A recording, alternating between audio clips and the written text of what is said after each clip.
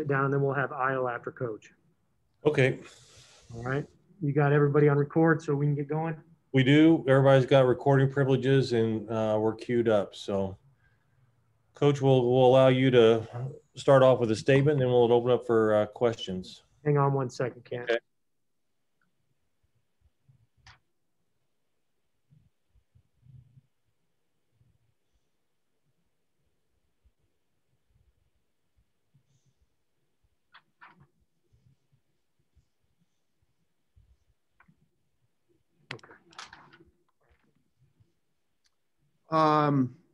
That was what happens when you don't make free throws. You shoot them just absolutely atrocious. And then when you don't have an offensive rebound and you're number 2 in the country, and your offensive rebounds in the first half are dead team rebounds. Our lack of energy, our lack of effort is beyond explanation. I don't have an answer for that yet. But you can think we're ready, but I can tell mentally anytime we're missing free throws, it's a great key for the game. Overall is when you're missing free throws, you're mentally not sharp. And it ultimately bit us. And then offensively, when one player has 36, we're not going to win. Whatever IO had, 30 plus, we're not going to win. And that's an imbalance that I don't like. 10 assists. I'm proud of our guys for the fight coming back. But, we committed so many silly fouls in the first half. Just over aggressiveness, just trying to guard the ball. Hands. We grab a guy's leg coming off the screen, and all those were points. And we never made them score the basketball. We just, we could never get stopped, so we could run. And our fouling was crazy tonight. So give Missouri credit. Again, we got out rebounded 9. That's a telltale sign for us. And we will get that rectified in practice. But we've got a really quick turn against a really good Minnesota team. The one thing our team has been is seasoned. This is a very good, very solid Missouri team with a ton of experience. They're one of the oldest teams in the country. They took our shot, and when we came back, and we actually had a layup, and we fumbled it. And to take the lead. But again, frustrating, aggravated, yes, but playing for a lot of things much bigger in terms of the Big Ten championship. So we'll get back to it and try to figure out how we can not foul and hopefully make some free throws. Okay, we'll open it up for questions. Brandon, you're up first. Joey on deck. Derek Piper in the hole. So go ahead, Brandon. Hey, Brad. I'm just how proud of IO are you after a game like this? Well, when you get down 13, all you're trying to do is grind your way back into it possession by possession, and we're trying to do it without the clock running. And so it was just a matter of him driving the basketball. I would prefer him never to have to score that many points. He makes plays because he's a good player. But as I told him, he also can't have 6 turnovers in a game that we only have 13. So Io's a really good player. He missed 2 big free throws, which we all know Io never does. But again, that's on us. We've got to play better offense. But the circumstances were that we had to try to score. We were taking advantage of their switch, and Io makes plays, which good players do. And then that possession when you were down 3 with the ball under 10 seconds, was that kind of the look you wanted, or what kind of shot did you want out of that scenario? No, we were trying to drive it to the rim. I told him, I said, if you get a clean look, if you get an angle, go ahead and shoot it. But if not, 11 seconds is a long time. And we were trying to get to the rim for a quick 2, and then hit him again for a foul and hope that there's missed free throws. So, you know, I don't try to go for a three unless it's, you know, 7-8 seconds. But again, that was not the shot we were looking for, but he took it. Okay, Joey, you're up. Derek Piper on deck. Hey, Brad, you've talked so much about, you know, defense and free throw. With the veteran team like this, are you surprised to see that kind of result here in a game like this? Yeah. And again, I mean, it's just the fouls that took place when they were not scoring. I mean, they were just, plays with coming off a ball screen, and we just run up and put our hands on them. And, we had a big turnover late when Curbelo chucks a guy that, we run a play into the half, and, and we grab a guy's leg and he falls down and they call a foul. And, those are plays that you can't make. And again, it's plays that we got to be smart. We got to learn from, because all those turned into points. And, going into the game, Tillman's a 27% free throw shooter. And when you get putting them on the line, then they all go in, and, he makes them. Then, I mean, should have lost my train of thought. I'm tired. Skip me. All right, we'll go Derek Piper next. Go ahead. Hey, Coach, I'm not trying to cost you any money. I know you don't want to talk about referees and such, but what did you see out of that call on Kofi? Did you get an explanation? Did you see the replay? What did that change for you guys? I've just heard – I have not seen it. I've just heard what Dion told me on the radio, was that he had his arm grabbed, that he didn't throw it. They explained to me that it was above the head or above the shoulders, and any contact is above the shoulders is going to be a flagrant one. So I haven't looked at it yet, Derek, but that's what they told me. It was above the shoulders, and that's so the way it sounds like I'm going to be ticked when I look at it. You mentioned not wanting to have Iowa do that much heavy lifting offensively. What were you not getting out of some other guys? I know Kofi had a couple of dunks later in the second half, but what did you need to see from some other guys? Well, we had no post-ups in the first half. I mean, zero, none. I mean, there was no ball movement. We felt like we had great matchups to go and attack them, and we just didn't, we didn't make any stops. There wasn't any flow, and it was we're always our best when we play inside out. And, it's something that, again, we got a little stagnant just because of all the fouls. And then we couldn't get any easy baskets and running, and we still scored 20 points in under 7 seconds, but it was no flow, and then there was no ball movement. And, we're a really good passing team. And when the ball zips for us, we're really hard to guard. And for whatever reason tonight, it did not. Thanks, Coach. Okay, we'll go Scott Ritchie. Brad, you talked about Xavier Penson yesterday, and just, him using his speed as a point of attack with their transition offense. How much of a difference did he make in that regard as Missouri built its lead there in the first half? Well, they were great in transition early. And then it was a mishap on us, a transition defense that gave Brown a three, in transition. And, I'm transition is about communication, and he puts a lot of pressure on you just because of his speed.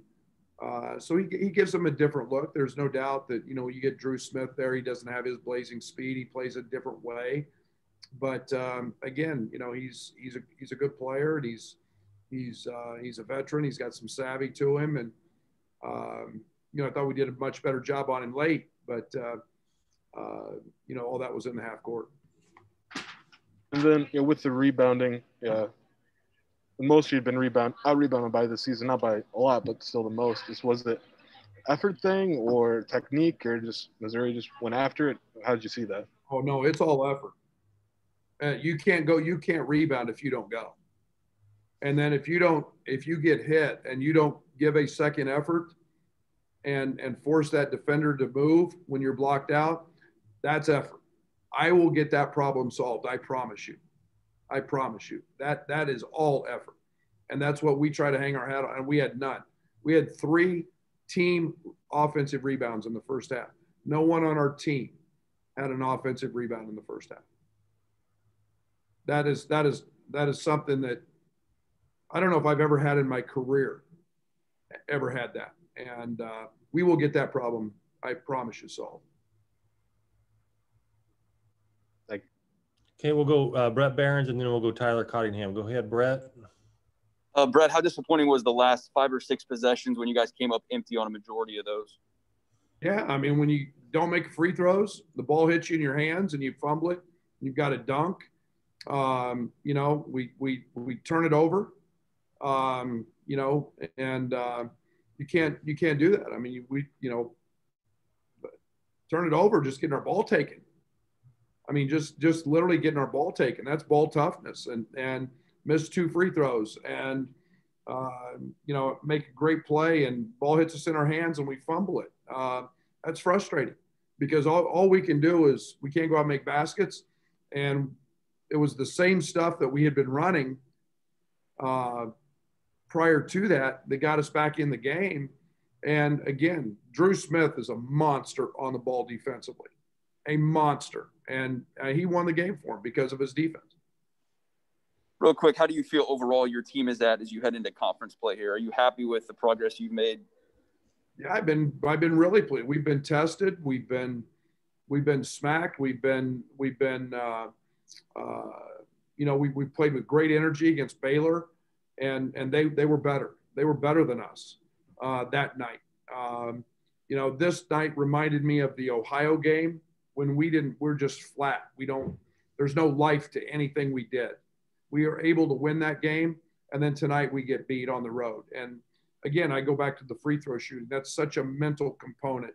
And I don't know, maybe we've got to continue to stress them more in practice to make free throws. And you know, Carvello's 2 of 6 in the first half. That's unexcusable. And so I think we're okay. I think we're in a good place, but we know when you're ranked and you have the expectations that we do, everybody's going to give their best shot and give us their best shot. And tonight we didn't match that. Thanks. Okay, we'll go Gavin, Alec, and then Shannon. Go ahead, Gavin. Hey, Brad, there was a period with about, 8 minutes left in the game where Missouri made a bunch of shots in a row. I think it was 5 or 6 and stretched that lead out to 13. You mentioned you guys did a pretty good job of clawing your way back into the game. Was there anything specifically that comes to mind with how players responded there after that? Yeah, I mean, in terms of our bounce back, or, the one thing I've got to do is we got to get Georgie on the floor and more. And of course, Georgie is absolutely our best defender in terms of his communication, his skill, his IQ is really good. The first half, that was a problem. And then, there in the second half, he provides energy, he provides enthusiasm, he's smart. And then, they make some shots, but, we started to play with a decent amount of energy when we were making that comeback. You can't do that. And I love the fact we had enough resolve to come back. And yet, we still didn't make the plays. And, I'm really disappointed in our energy and in our effort tonight. It was not good. You mentioned the Ohio game and the Baylor game. In those games, it seemed like, those are teams that had really good guard play in general, but in those games, Missouri's guards, really did a lot tonight. Is there anything, besides effort that you see that translated from those games into this game? Well, when you put them on the free throw line as much as we did tonight, that doesn't help. You can't put guards on the line. They're going to make them. I mean, Jason Preston's a pro. He's going to be a first-round pick. And then, Baylor's got 3 really good guards. We were really good against them. Tonight we knew that we got 3 veteran guards that have played a ton of minutes, and they're good, and they're old, and they're strong. They're completely different. Drew Smith plays with pace. You know, Mark Smith is a shooter. You know, and then Pinson does it with speed. And so, you know, I thought we were fine. I'm just disappointed in the fact that we fouled them so much and didn't make them earn it until late in the game when it was, you know, we made some good stops here and some good plays, but early on the fouling was just ridiculous. Thanks, Coach. Okay, Alec, and then Shannon, and then I'll have to be it with Coach. Go ahead, Alec. Hey, Coach, I know you're really confident in Trent and Adam shooting the ball, but how much more do you need them to score? I mean, Trent had 4 tonight and Adam only had 2, and he didn't get very many shots either. Yeah, it's terrible ball movement. We're not going to win when Io scores 36. That's horrible. I hate that. I don't like anything about it. Again, the circumstances put us in that. But, again, no good basketball team. And when we're our best, we have 6 guys in double figures. We're moving it. We're sharing it. And we ran horrible offense tonight. And, again, give Missouri credit. I'm really frustrated. When we're good, the ball goes inside. We play inside out. We play with pace. We move it and we share it. And we didn't do any of that tonight. And we've got to figure that piece out because we're never going to win with Io doing what he did tonight. We came from behind, but we're not going to beat good teams with him doing that. Okay, we're gonna wrap up with Shannon. Go ahead, Shannon. Okay, thanks. Yeah, you mentioned being tested, and I'm just wondering with the stretch with Baylor, Duke, or Missouri team that's going to be ranked and undefeated, just what you hope this maybe the payoff is down the road. You think of some really good teams in the postseason. Michigan State, some of their best teams always play, you know, really tough non-conference, and it seems to pay off down the line. Other teams too. How do you hope this works for you? Trying to follow that same pattern. Shannon, I've never dodged anybody. And the unfortunate thing is that usually in a normal season, you get a few cupcakes. You get somebody that you can get, you know, Jacob Grandison. Jacob hasn't played much, and Jacob can really help us. And it's about earning trust. And you earn that in some of those easier games. We don't have that. COVID has cut that short. And so you rely on the people that you know and that you trust, and then we're putting 3 freshmen out there, and they are going to have some ups and downs, and you know, but that will pay off for us later in the year because we've played great people, and they're not going to be intimidated because we're 6-0 and we've played Sisters of the Poor, so to speak, and all of a sudden we see the league games come around. We're going to be seasoned, and we've seen the best guards, some of the best guards that this country has to offer. And then we've played with a ton of emotion and not handled the scouting report any good like we did against Baylor. We played flatter than heck against Ohio, found a way to win. We played flatter than heck again tonight against a good team, and we got beat. And at some point we've got to grow. But our schedule, I've said it's the toughest in the history of the school. And it was done for a reason, but you know, we've got to continue to grow and learn from that, and we got 20 games to do that. Okay, thank you, Coach. We'll move on to Io, who's in the room.